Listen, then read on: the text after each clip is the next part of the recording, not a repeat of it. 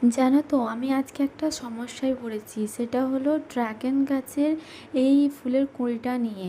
এটা দেখো কিভাবে ফুটেছে, মানে ডালটা পুরো নিচ দিকে নেমে গেছে মাটিতে, মানে ছাদের সঙ্গে ঠেকে আছে, সেই অবস্থাতেই ফুল হয়েছে এবং বড় হয়েছে। আশা করছি ফুলটা আজকেই ফুটবে, কিন্তু এভাবে কি ফুলটা থেকে ফল হওয়া সম্ভব, না নিচে কোনো সাপোর্ট দিতে হবে অবশ্যই জানিও। আর এখানে দেখো পরপর দুটো ফুল এক গাছে হয়েছে, এটা থেকেও কি ফল হওয়া সম্ভব, এটাও তোমরা কমেন্টে অবশ্যই আমাকে জানিও। আর আমার কাছে ড্রাগন গাছে অলরেডি দুটো কাঁচা ড্রাগন রয়েছে, আর একটা পেকেছিল, সেটা তো আমি তোমাদের সঙ্গে শেয়ার করেছিলাম।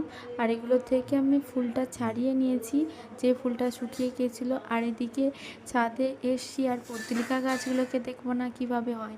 আমার এটা খুবই পছন্দের গাছ, এই পর্তুলিকার রঙগুলো আমার খুবই ভালো লাগে। আমার কাছে তো এই রঙের পর্তুলিকা আছে, তোমাদের কাছে কি কি কালারের পর্তুলিকা আছে অবশ্যই জানিও।